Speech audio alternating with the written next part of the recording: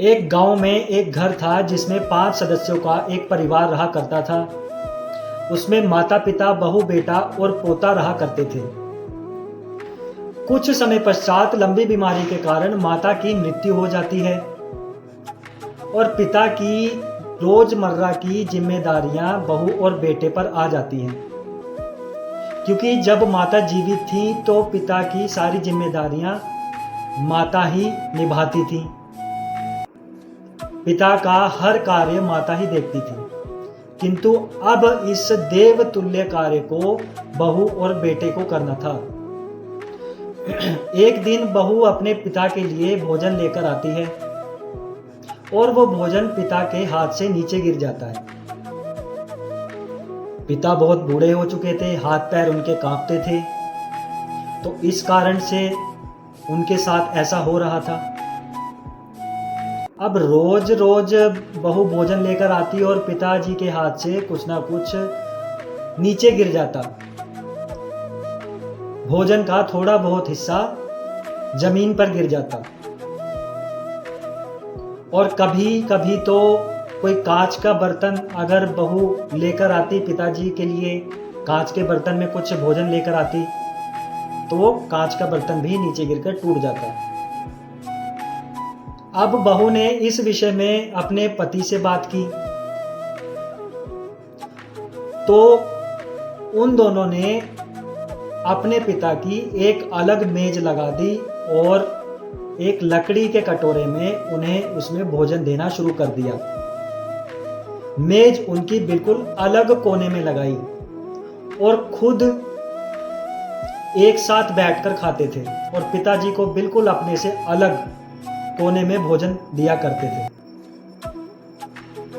पिताजी रोया करते थे, भोजन करते करते बेचारे रोया करते थे, पर बहू और बेटे पर उनके रोने का कुछ भी प्रभाव नहीं पड़ता था, उनका मन नहीं पसीजता था।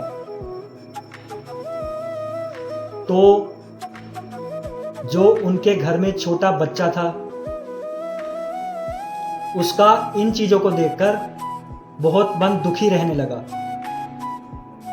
अभी वो छोटा बच्चा ही है, पर फिर भी देखिए उसका मन पसीज गया छोटे बच्चे का, पर इतने बड़े जो उनके माता पिता हैं उन्हें कुछ भी फर्क नहीं पड़ता था उनके पिता जब रोया करते थे एक कोने में बैठकर। तो एक दिन वो बच्चा एक कोने में बैठकर कुछ कर रहा था, तो पिताजी आए, उन्होंने देखा कि जो है बच्चा क्या कर रहा है, आज तो बहुत ज्यादा व्यस्त है। तो उन्होंने बच्चे से पूछा, बेटा तुम क्या कर रहे हो? तो बच्चे ने कहा, पिताजी मैं आपके भविष्य के लिए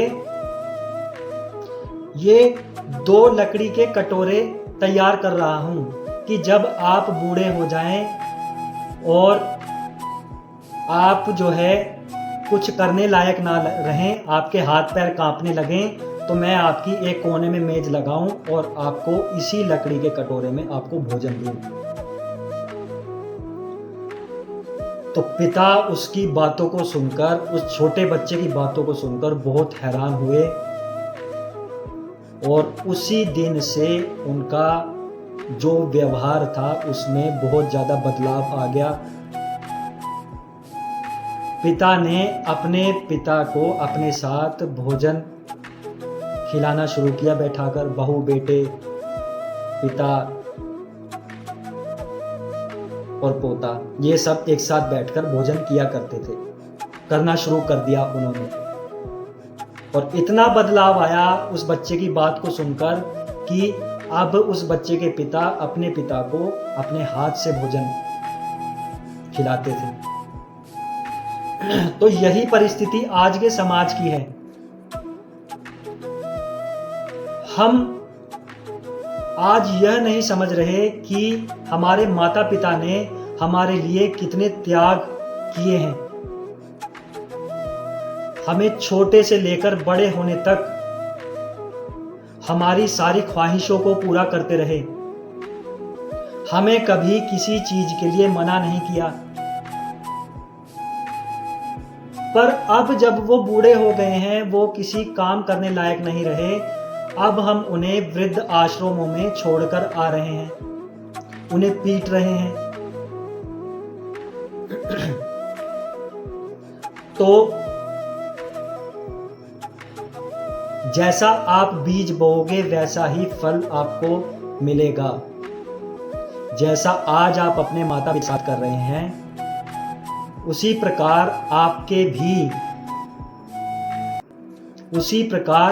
भी बच्चे भविष्य में आपके साथ करेंगे और उससे भी ज़्यादा बदतर करेंगे।